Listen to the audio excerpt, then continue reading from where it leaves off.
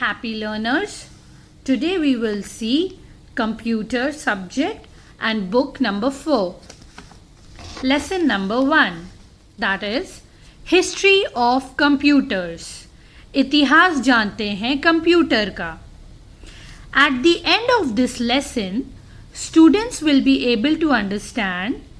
ये चैप्टर ख़त्म होते होते बच्चों को समझ आ जाएगा. स्टूडेंट्स को क्या समझ आएगा, ये पॉइंट्स लिखे हैं. पहली बात, the methods of counting used by primitive humans. हम किस तरह काउंट करते थे पहले और आज हम क्या करते हैं, उसका डिफरेंस समझ आ जाएगा.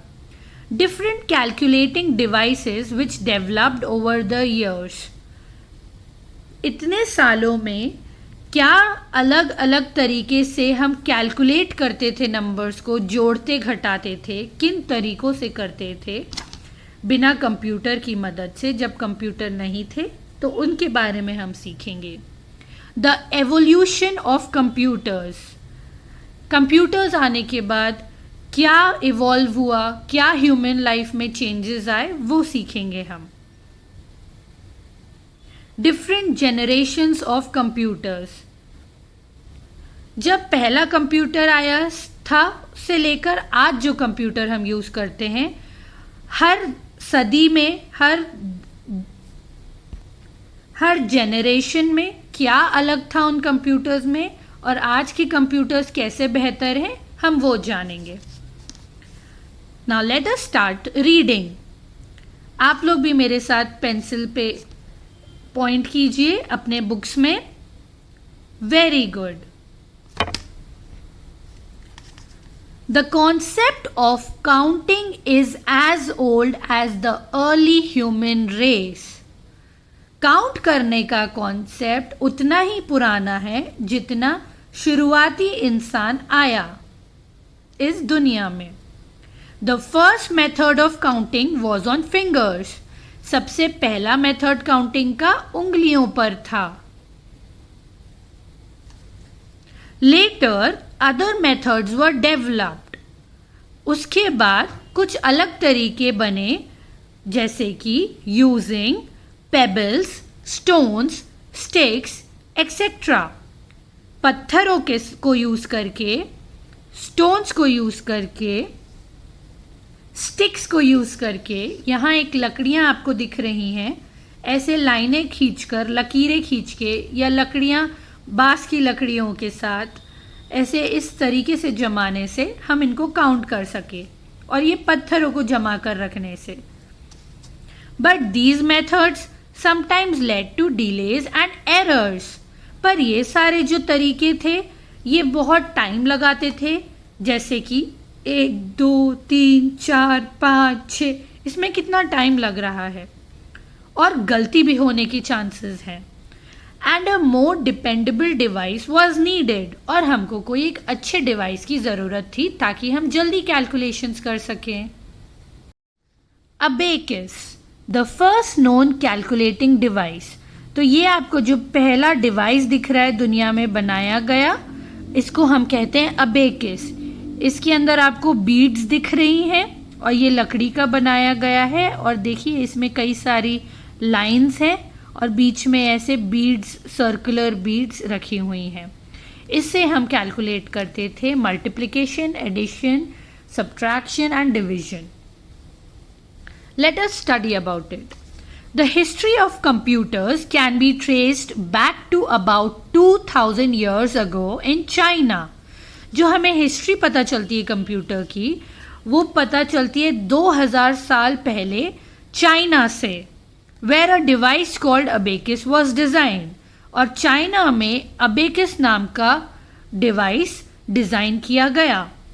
The abacus was designed to solve simple problems of addition, subtraction, multiplication and division. So abacus design किया गया एडिशन, सब्ट्रैक्शन, मल्टीप्लाई करने के लिए और डिवाइड करने के लिए. And abacus generally has 2 parts. इसके 2 भाग होते हैं, ये आपको दिख रहे हैं, ये ऊपर वाला पहला भाग और नीचे वाला दूसरा भाग. हेवन, द अपर डेक, ऊपर वाले पार्ट को हम हेवन कहते हैं, and earth the lower deck, और नीचे वाले हिस्से को हम अर्थ कहते हैं। डिवाइडेड बाय अ मिड बार, और यहाँ पे एक बीच में जो बार जा रही है उसको मिड बार कहते हैं। ऑन ईच स्ट्रिंग, ये जो लाइनें हैं उसको स्ट्रिंग कहा गया है। हर एक स्ट्रिंग पर there are 2 beads on heaven and 5 beads on earth. यहाँ नीचे अर्थ में 5 बीड्स हैं, हर एक लाइन में, हर एक स्ट्रिंग में 5 बीड्स हैं, और ऊपर हेवन में 2 बीड्स हैं। The value of each Beed on heaven is 5। तो यहाँ पे जो ऊपर बीड्स हैं, एक डंडी पे 2 हमको गोले दिख रहे हैं, 2 बीड्स दिख रहे हैं, तो एक बीड की वैल्यू 5 है, तो 2 बीड्स की वैल्यू क्या हो जाएगी? 10। तो एक डंडे पे जो हेवन के एरिया में है, एक डंडे पे 10 बीड्स का काउंट है, क्योंकि वहां 2 बीड्स हैं और एक बीड की वैल्यू 5 है। And that on earth is 1, और अर्थ के जितने हैं इसमें सबके ये जितने आपको बीड्स दिख रहे हैं उनकी वैल्यू 1 है, तो उनको नंबर 1 बोलते हैं। 1 2 3 4 5, तो यहाँ 5 बीड्स हैं और यहाँ 5 + 5 10, तो 10 + 5 15, टोटल 15 बीड्स हैं एक स्ट्रिंग में। So if you pull 1 heaven bead, अगर हम एक हेवन बीड को पुल करते हैं ऊपर, एंड 3 अर्थ बीड्स, और 3 अर्थ बीड को ऊपर पुल करते हैं, तो एक ऊपर वाली और 3 नीचे वाली, तो ऊपर वाली का एक 5 था। Let us now read about how the computers developed with time. अब हम रीड करते हैं कि कंप्यूटर्स टाइम के साथ कैसे डेवलप हुए, कैसे और बेहतर बने। First, Pascal's adding machine. ये है ब्लेस पास्कल, इनने ये कंप्यूटर, ये एक मशीन बनाई थी, एडिंग मशीन, जिसमें हम गिनतियों को, नंबरों को जोड़ सकते थे। ये है उस मशीन की फोटो, आप सब अपने बुक में देखिए। अब हम इसके बारे में पढ़ते हैं। The first adding machine was built in 1642। पहली एडिंग मशीन कब बनाई गई दुनिया में? 1642 by a French mathematician Blaise Pascal. ये एक फ्रेंच मैथमेटिशियन थे, उनका नाम है ब्लेस पास्कल, और उन्हीं के नाम पर ये मशीन का नाम रखा, Pascal's adding machine. He was only 19 years old when he developed this adding machine. वो सिर्फ 19 साल के थे जब उनने ये ऐड करने की मशीन बनाई। This machine was called Pascaline. इस मशीन को क्या कहते हैं? Pascaline. ये अंडरलाइन कर लीजिए लाइन, क्योंकि ये इंपॉर्टेंट है। It was the first mechanical calculating machine or calculator and could perform only addition and subtraction. ये पहला कैलकुलेटर था, पहली मैकेनिकल मशीन थी जो कि सिर्फ जोड़ सकती थी नंबरों को और घटा सकती थी, एडिशन और सब्ट्रैक्शन कर सकती थी। It consisted of several wheels which were marked as hundreds, tens and units to represent numbers. और यहाँ हम अलग अलग चक्र देख सकते हैं, खूब सारे चक्र बने हुए हैं, तो हर चक्र का मतलब होता था, जैसे कि हम आज अपनी किताबों में पढ़ते हैं, हंड्रेड्स, टेंस और यूनिट्स प्लेस, तो इनका भी मतलब वही होता था। Next we will learn about Leibniz calculating machine. फिर से नाम पढ़िए, Leibniz, Leibniz। अब हम इनकी तस्वीर देखेंगे।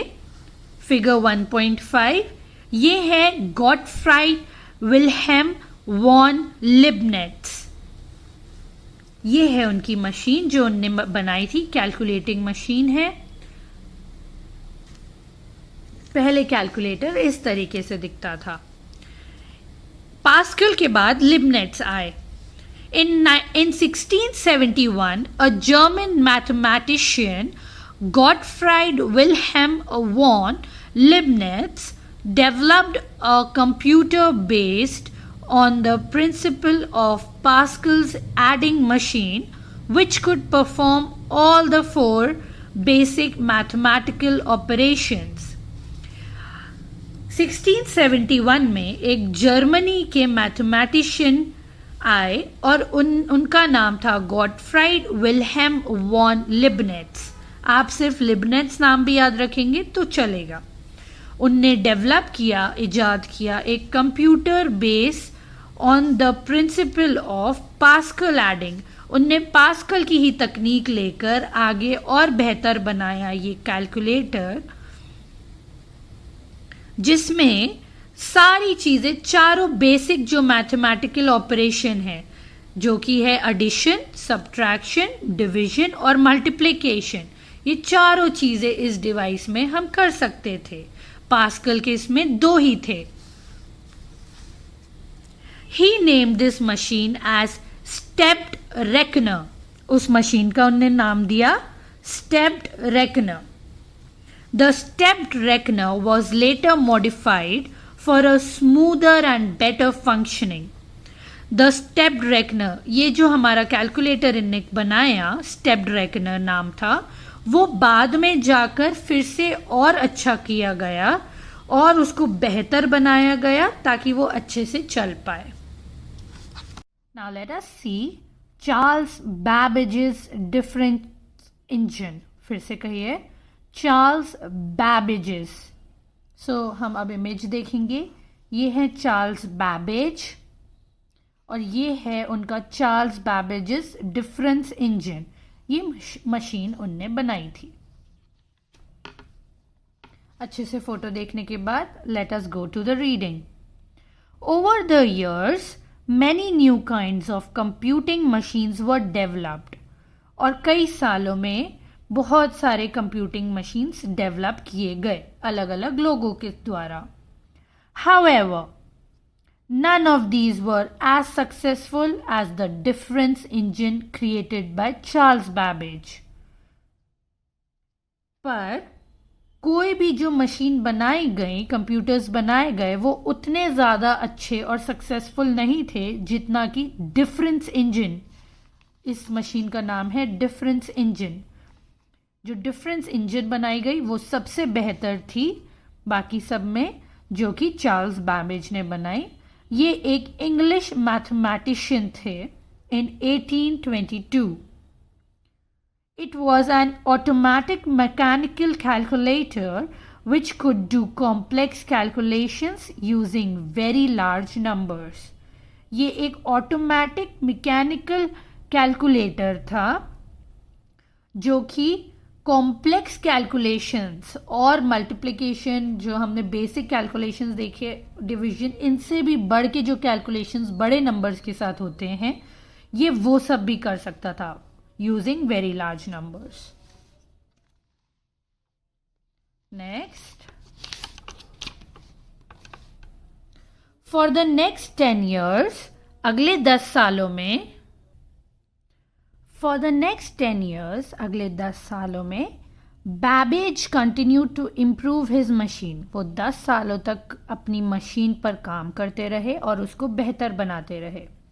He was trying to build a programmable computer.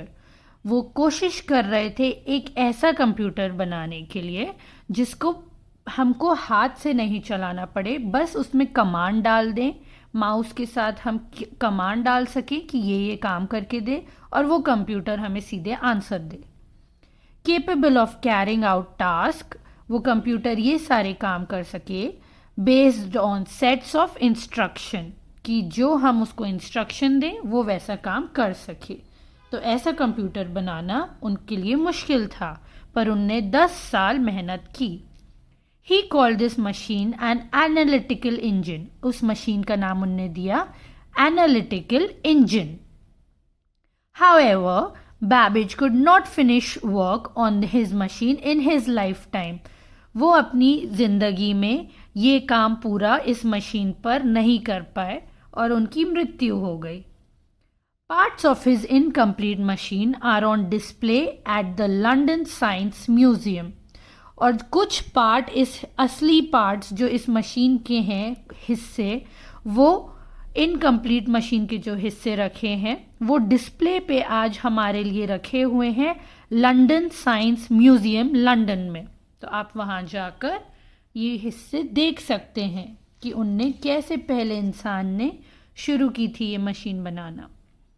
In 1991, as a tribute to his efforts, 1991 में उनके काम को सराहने के लिए, उनकी मेहनत को, a perfectly working analytical engine was built. एक अच्छे से चलता हुआ analytical engine बन गया आखिर, using his original plans and design. और बैबेज के ही ओरिजिनल प्लान और डिज़ाइन को यूज़ करके किसी ने एक अच्छा एनालिटिकल इंजन बना दिया। Charles Babbage is also known as the father of computer, इसलिए उनको फादर ऑफ कंप्यूटर कहा जाता है। As he was the one who first gave the idea of fully programmable computer, क्योंकि पहले लौते वही थे जिनने आइडिया दुनिया में दिया, फैलाया कि एक पूरा प्रोग्राम करने वाला कंप्यूटर बनना चाहिए। ये एक्सरसाइज आप इससे रिलेटेड है, कर लीजिएगा अपने बुक में। नेक्स्ट हम चलेंगे द फर्स्ट इलेक्ट्रॉनिक कंप्यूटर। पहला इलेक्ट्रॉनिक कंप्यूटर कौन सा था?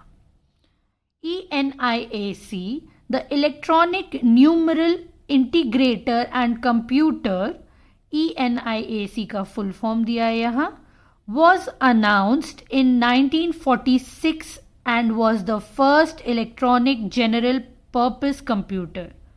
So ये पहला कंप्यूटर अनाउंस किया गया 1946 में, एंड ये पहला इलेक्ट्रॉनिक जनरल पर्पस कंप्यूटर था जो सबके लिए, सबके इस्तेमाल के लिए रखा गया। ENIAC was conceived and designed by John Presper. So ये जो ENIAC कंप्यूटर था और जो डिज़ाइन था इसका, वो जॉन प्रेस्पर एक्रिट ने डिज़ाइन किया, एंड जॉन मॉकली, ये दो नाम हैं, यहाँ पे इनकी फ़ोटो दिख रही है हमको, John P Eckert and John W Mauchly, इन दोनों ने मिलकर ये कंप्यूटर डिज़ाइन किया और बनाया। एंड देयर टीम एसोसिएट्स, और उनकी टीम के साथ मिलके उनने किया, for the army of the United States, America की आर्मी के लिए ये बनाया गया। Some of the features of ENIAC are listed below.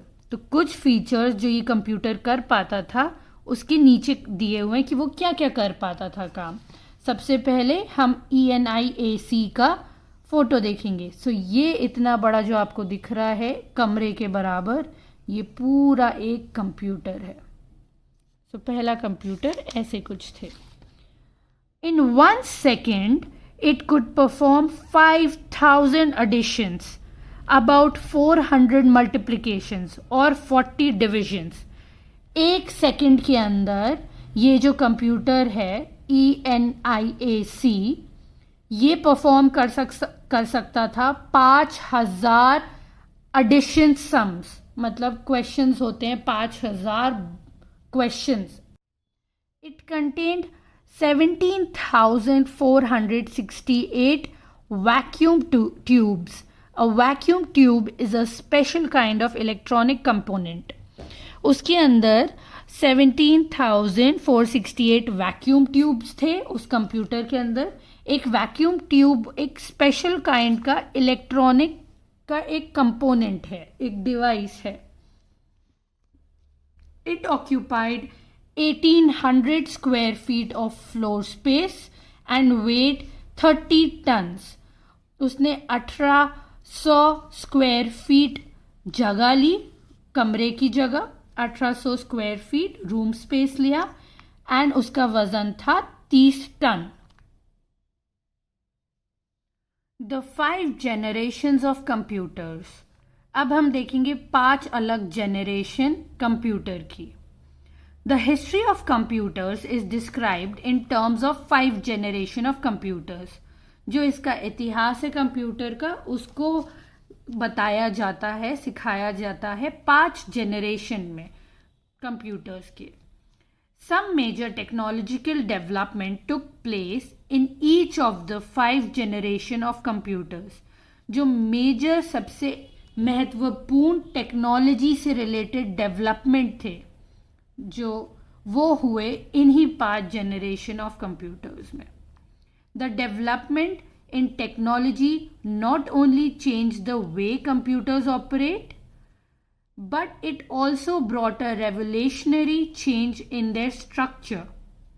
तो ये जो डेवलपमेंट था टेक्नोलॉजी में, वो सिर्फ चेंज कंप्यूटर के ऑपरेशन, जो हम काम करते हैं कंप्यूटर में, सिर्फ उसमें नहीं आया। जो डेवलपमेंट था सिर्फ उसमें नहीं आया, पर ऑल्सो उसने जो चेंज लाया वो रेवोल्यूशनरी था उसके स्ट्रक्चर में। कैसे, हम जानते हैं with an example. Computers became smaller. पहले आपने देखा कि कंप्यूटर्स कितने बड़े बड़े बॉक्सेस हुआ करते थे, एक कमरे के बराबर हुआ करते थे, ठीक है, और उनका वेट भी बहुत ज़्यादा था। पर अब कंप्यूटर्स बहुत छोटे हो गए हैं, हमारी एक टेबल के साइज के हो गए हैं, उससे भी छोटे। चीपर, पहले ये कंप्यूटर बहुत महंगे होते थे और कुछ ही अमीर लोगों के पास काम से रिलेटेड होते थे, पर अब हर घर में ये होते हैं, तो ये सस्ते भी हो चुके हैं। मोर एफिशिएंट, बहुत ज़्यादा तेज़ चलते हैं और बहुत ज़्यादा काम कर सकते हैं, जो कि पहले कंप्यूटर्स नहीं कर सकते थे। एंड रिलायबल दैन बिफोर, और इन पे हम डिपेंड कर सकते हैं अपने काम से, जो कि पहले के कंप्यूटर्स इतने नहीं थे reliable. The first generation computers, अब हम पहली जनरेशन कंप्यूटर्स देखेंगे। 1942 से 1955 ये पहली जनरेशन है। हमें पता है अब की कंप्यूटर्स की 5 जनरेशन में डिवाइड किए गए हैं, तो पहली जनरेशन थी 1942 से 1955 में। अब यहाँ हम एक फ़ोटो देखेंगे सबसे पहले, उसके बाद हम रीड करेंगे। देखिए कितने सारी बॉक्सेस हैं, कितने सारे मशीन्स रखे हैं यहाँ। UNIVAC, इसके नीचे क्या लिखा है, फिगर 1.12 UNIVAC, इस मशीन का नाम ये होगा। अब हम इसके बारे में पढ़ेंगे। Computers of first generations were made using vacuum tubes and magnetic drums. तो पहले जनरेशन के जो कंप्यूटर बनाए गए उनको वैक्यूम ट्यूब्स के द्वारा और मैग्नेटिक ड्रम्स, मैग्नेटिक मतलब चुंबक, उसके ड्रम्स के साथ बनाए गए, मैग्नेटिक ड्रम्स।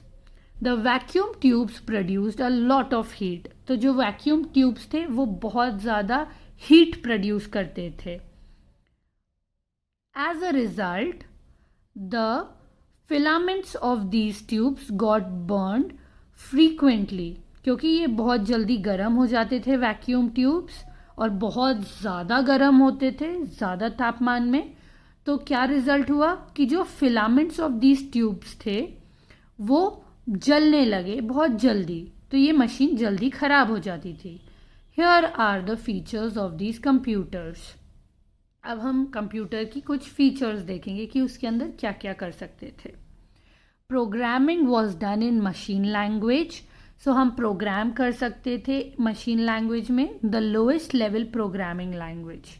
तो ये सबसे कम लेवल का प्रोग्रामिंग लैंग्वेज है, हम इसमें प्रोग्राम कर सकते थे। मतलब प्रोग्राम मतलब जो हमको इन्फॉर्मेशन देनी है हम उसको कमांड देते थे कंप्यूटर को अपनी लैंग्वेज में, और वो लिख कर उसको फिर सॉल्व करता था या आंसर देता था। Computers were of big size, वो बहुत बड़े साइज के थे। And it was difficult to handle them, और उनको क्योंकि वो इतने बड़े साइज के थे इसलिए उनको हैंडल नहीं करा जा सकता था आसानी से। They consumed a lot of electricity, और ये बहुत ज़्यादा इलेक्ट्रिसिटी कंज्यूम करते थे। And generated a lot of heat, और ये बहुत ज़्यादा हीट जनरेट करते थे। It was quite expensive to operate these computers, और अगर ये एक बार ख़राब हो जाते या कुछ इनमें प्रॉब्लम आ जाती तो ये बहुत महंगे, एक्सपेंसिव, बहुत महंगा खर्चा पड़ता था इनको ठीक कराने के लिए. These computers were extremely slow and solved just one problem at a time. ये कंप्यूटर्स बहुत ही धीरे चलते थे और सिर्फ एक प्रॉब्लम एक टाइम पर सॉल्व करते थे. इनके एग्जाम्पल हैं, ये कौन से कंप्यूटर की बात हो रही है, ENIAC एंड UNIVAC. तो ENIAC हमने पीछे वाले पेज में देखा और ये फोटो है UNIVAC. तो ये कंप्यूटर्स की बात हो रही है जो फर्स्ट जनरेशन में थे. हम थोड़ा और लर्न करेंगे.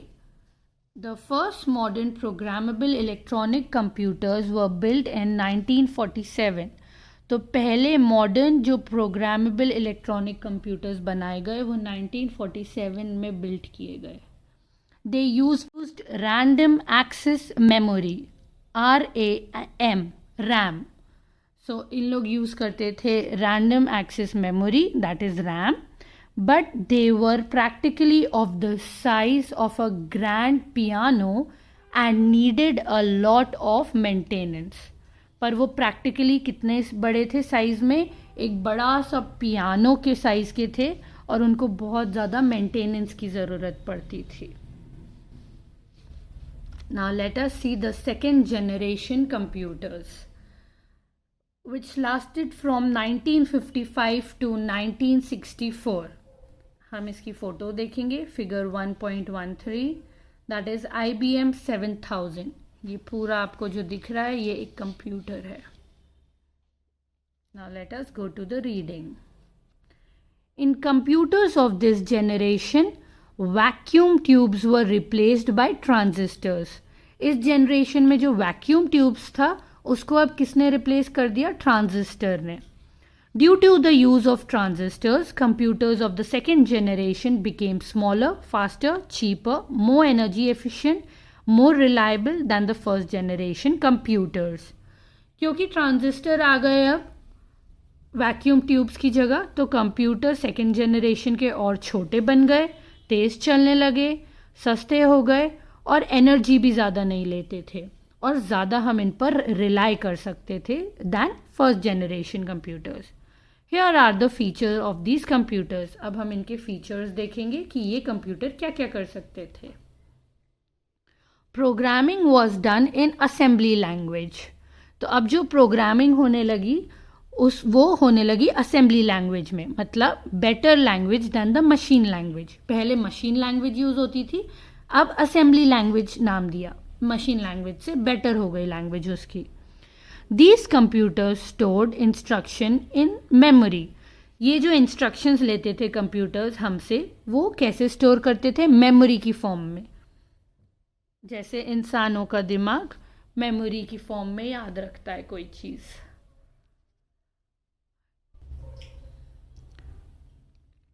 They were smaller in size than the first generation computers. ये पहली जनरेशन से थोड़ा सा छोटे थे.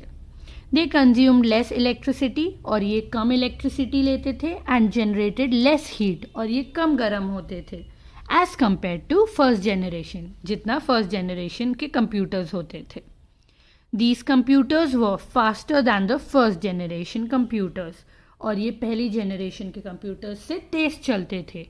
इनके एग्जाम्पल हैं, कौन से थे वो कंप्यूटर, उनके नाम क्या हैं, IBM 7000, NCR 304, IBM 650, IBM 1401, Atlas and Mark III. तो आप ये नाम 2-3 नाम याद रख सकते हैं. नेक्स्ट है class activity. How were first generation computers different from second generation computers. तो पहले जनरेशन से दूसरे जनरेशन के कंप्यूटर्स कैसे डिफरेंट थे, तो हमने अभी यहाँ पे पढ़ा. ये सारी चीज़ें दी गई हैं पॉइंट्स में, आप ये लिख सकते हैं. Right any 2 difference. हमको सिर्फ 2 पॉइंट्स लिखने हैं तो आप सिर्फ 2 बातें बता सकते हैं. ओके.